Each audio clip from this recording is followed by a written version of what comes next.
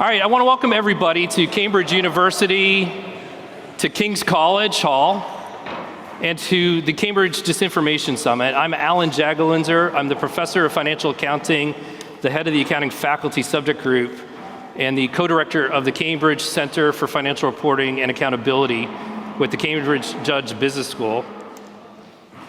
Many people have asked me why accounting professors, many of whom are in this room, are convening a global summit on disinformation. And what I try to communicate is that we are actually in an information science. Financial accounting is inherently information science. And our field has deep experience creating and improving communication standards, accountability, infrastructure that include audit and regulatory enforcement to mitigate societal harm from financially oriented disinformation, which we typically call fraud. And now, more recently, we're moving into greenwashing. I started thinking about this idea of a convention when years ago, actually not too long ago, my nephew died from pandemic-related disinformation. Conversations with old friends and family members of mine turned into ad hominem attack anytime we got into any sort of discussion that countered their entrenched belief system. I've seen and continue to see sustained direct attacks on democratic institutions from politicians around the world who used to proudly support the same institutions and who had shifted to rhetoric and continue to use rhetoric that inspires things like extremist violence, and their rhetoric is easily falsifiable. And not too long ago, about 4 hours by flight east of here, a war kicked off that unnecessarily has killed thousands and has triggered geopolitical shockwaves, including forced human migration, concerns over the safety of the largest nuclear power plant on this continent, and disruptions to global supply and energy chains. So events like these made me ask a lot of questions that are not addressed in our field of research. And I couldn't understand things like belief systems. I didn't understand why people aren't skeptical, because everybody in my field is very skeptical. Just try presenting a paper to them. And so I had to start reaching out, I felt obliged to reach out to colleagues in other disciplines to answer questions that I couldn't find in our literature, including psychology, law, public policy, health policy, computer science, and any other information science field. It was a very ad hoc process, but many of those folks I reached out to are in the room today. When I spoke to these colleagues, I got the sense that we're all actually looking at the same phenomenon. Every one of us, we have different settings and different approaches, but I think we're fundamentally looking at the same thing that's being deployed strategically in different settings.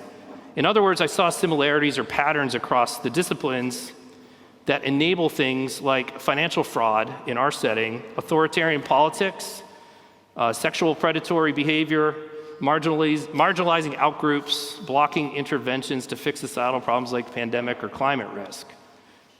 I actually think, and this is just my basic model, that there are 6 fundamentals to disinformation as I see it.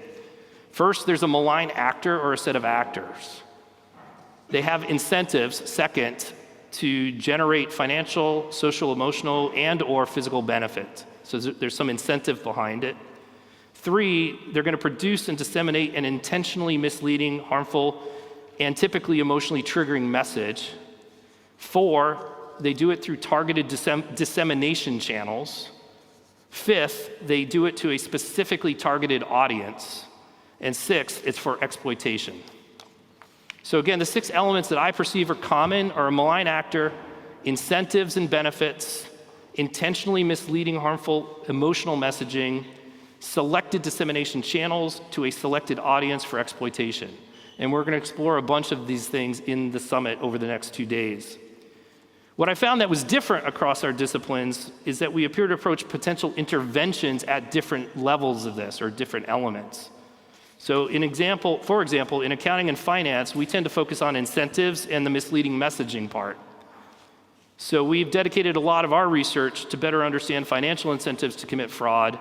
Many of us in this room have also worked on research in practice or with regulators to enhance financial reporting standards, independent audit, and regulatory enforcement as interventions against harmful and misleading messaging. Some of the psychologists I've looked at in their research are considering the minds of the malign actors and the belief systems that underlie the selected audience as examples. And so I've seen papers that examine in their field why some people seek to exploit others and why some people are susceptible to being exploited, if not willing participants in their own exploitation. Public policy and journalism often are looking at things like the dissemination channels and accountability for them. Is there accountability? If so, how? And we will literally have that discussion in this space. And this also requires input from law colleagues, which is why I've reached out to several to come here. Given that we all seem to be working on a similar core problem structure from my perspective, I think with perhaps different interventions, I thought we could get a lot of potential from convening and talking and sharing ideas.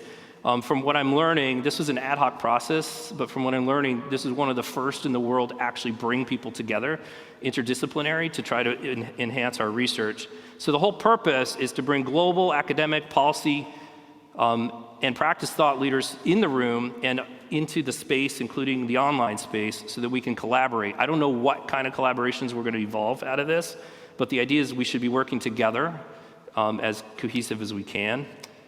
I view disinformation as one of the core accelerants for all societal harms. I also sense that today's information ecosystem is so fluid and rapid that it affords unprecedented opportunity for malign information actors to undermine core global infrastructures and increase global systemic risk.